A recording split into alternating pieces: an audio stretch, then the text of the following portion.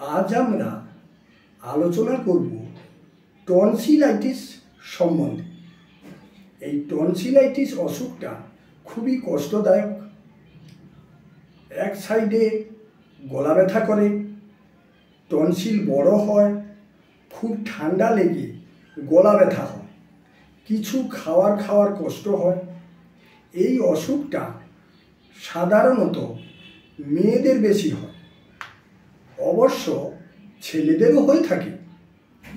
এই টনসিল অসুখে দীর্ঘদিন ভুগতে থাকলে কারো কারো মারাত্মক বাতরোগ তৈরি হয়।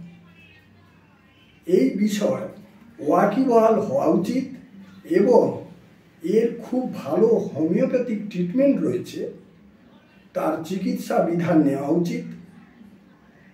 অবশ্যই খুব সুন্দরভাবে উপকার হয়ে থাকে।